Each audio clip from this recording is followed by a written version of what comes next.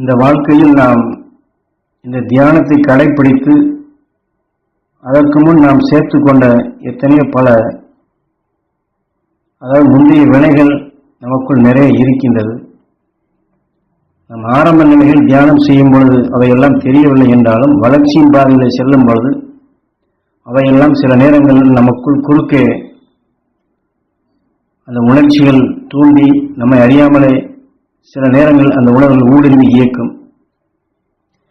அந்த நேரங்களை எல்லாம் நாம் இவ்வளவு நாள் நன்றாக தியானம் செய்தேன், நேற்று வரையும் நன்றாக இருந்தேன், இப்படியெல்லாம் எனக்கு வந்ததே இல்லை என்று கவலைப்படுவதோ, அல்லது நாம் தியானம் செய்வது சரியில்லையோ, அல்லது நாம் போகும் பாதை சரியில்லையா என்று சஞ்சலமான நிலைகளையும், அதனால் நாம் வாழ்க்கையே இப்படி ஆகிவிட்டது என்றெல்லாம் சங்கடப்படும் நிலைகளை எல்லாம் ஞானகுரு இந்த உபதேசத்திலே உங்கள் கவலையையும் சஞ்சலத்தையும் சங்கடத்தையும் விட்டு துரத்துங்கள். கவலையும் சஞ்சலமும் சோறும் உங்களை அது ஒரு பெரும் பிசாசாக மாற்றி உங்கள் நல்ல குணங்களை அழித்து உங்களை அழிவிற்கு அது கொண்டு சென்றுவிடும். கவலையும் சஞ்சலமும் சோறும் கொண்டு வரப்படும் பொழுது தாங்க முடியவில்லையே என்று கோபமும் பழிதீர்க்கும் உணர்வாகவும் அது வந்துவிடும்.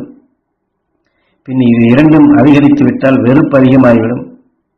வெறுப்பு அதிகமாகிட்டால் இந்த வாழ்க்கையை வெறுத்துவிடும், இந்த உடலையும் வெறுக்கும் நிலை வந்துவிடும். மற்றவர்களையும் நாம் சரிவர அவர்களை நல்ல முறையில் நடத்த முடியாதபடி அவர்களின் தாக்கும் உணர்ச்சிகளோ அல்லது அவர்களை திட்டும் உணர்ச்சிகளோ வந்துவிடுகின்றது. இதை போன்ற நிலைகளிலிருந்தெல்லாம் நீங்கள் விடுபட வேண்டும். மாமகரிஷி ஈஸ்வராய குருவினுடைய அருள் உங்களுக்கு பரிபூர்ணமாக கிடைக்க வேண்டும் என்றுதான் திரும்ப திரும்ப உங்களுக்கு இதையெல்லாம் உபதேசிக்கின்றேன், ஞாபகப்படுத்துகிறேன் என்று குரு இங்கே உணர்த்துகின்ற ஆழமாக உங்களுக்குள் குரு உணர்வுகளை பதிவு செய்கின்றோம். எந்த அளவிற்கு நீங்கள் தெளிந்து அது தெரிய வேண்டும் என்று விரும்புகிறீர்களோ உங்களுக்கு அது நல்ல பயனை தரும். ஆனால் அதே சமயத்தில் கவலையோ சஞ்சலத்தையோ சலிப்பையோ இதையெல்லாம் எண்ணிக்கொண்டு இந்த உபதேசங்களை கேட்டுக்கொண்டோ அல்லது பதிவாக்கி கொண்டோ அல்லது படித்து கொண்டோ இருந்தால் இந்த கவலைகள் உங்களை இந்த உணர்வுகளை சரிவர பதிவாக விடாது. ஆக சாமி சொன்னார், சாமி உபதேசிக்கின்றார், சாமி உபதேசித்த வழியில் நாம் தியானிப்போம்.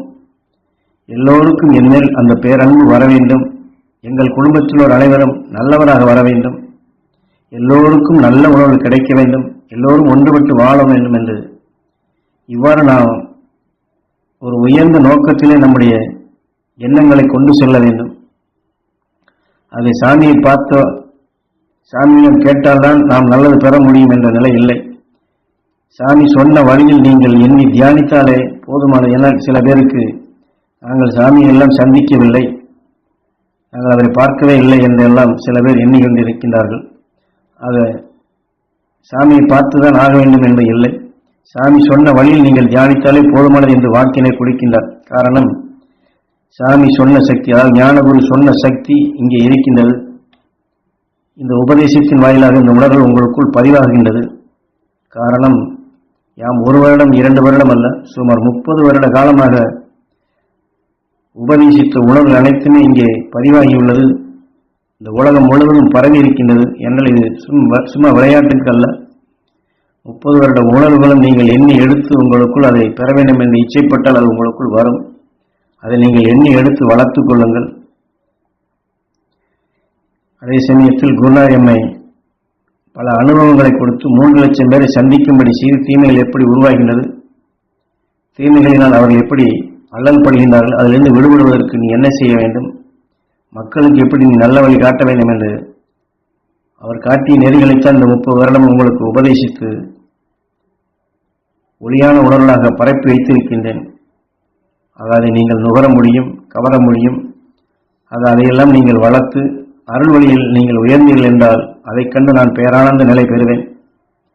ஆக நான் எப்படி அந்த பேரானந்த நிலை பெற உங்களிடம் இதை கேட்டு வேண்டுகின்றன, அதை போன்று நீங்களும் எல்லோருக்கும் இந்த அருள் சக்தி கிடைக்க வேண்டும், எல்லோரும் அந்த அருள் வழி வாழ வேண்டும், எல்லோரும் அருள் மகிழ்ச்சி நல்வட்டத்தில் வாழ வேண்டும் என்று கூடுமான வரை இதுபோன்று குரு உபதேசித்த நிலைகள் எல்லோருக்கும் கிடைக்க வேண்டும், எனக்குள் அது ஓங்கி வளர வேண்டும் என்று நீங்கள் மற்றவர்களுக்கு கிடைக்க வேண்டும் என்ற இந்த உணர்வில் நீங்கள் வளர்த்தீர்கள் என்றாலே இந்த அருள் உங்களுக்குள் பேரருளாக மாறும், பேரொழியாக மாறும். அந்த சந்தோஷமான நிலைகளுக்கு குரு எனக்கு எப்படி வழிகாட்டி மற்றவர்களை நீ உயர்த்தினால் உனக்கு அந்த சந்தோஷம் கிடைக்கும் என்று என்னை பேரானந்த நிலை பெறுவதற்கு வழிகாட்டினாரோ அதை போன்று நீங்களும் மற்றவர்களுக்கு இது கிடைக்க வேண்டும், மற்றவர்கள் உயர்ந்த நிலை பெற வேண்டும் என்ற நிலையில் எங்களுடைய சொல் செயல் புனிதம் பெற வேண்டும் என்று இது மன உறுதி கொண்டு சாமி சொன்ன வழியில் நான் தியானிப்பேன், சாமி சொன்ன வழியில் மகரிஷி சக்தியை பெறுவேன், குரு அருளால் அந்த துருவ நட்சத்திரத்தினுடைய சக்தி என் சப்தரிஷி மண்டலமுடைய பேரருள் பேரொழியை பெறுவேன்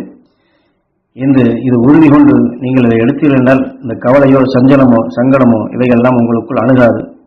ஆக அந்த சந்தோஷமான நிலைகள் உங்களுக்கு உருவாகும். அந்த சந்தோஷத்தை உருவாக்க வேண்டும் என்றுதான் இதையெல்லாம் உங்களுக்கு ஞாபகப்படுத்துகிறேன் என்று ஞான வழியிலே நமக்கு உணர்த்துகின்றார்கள்.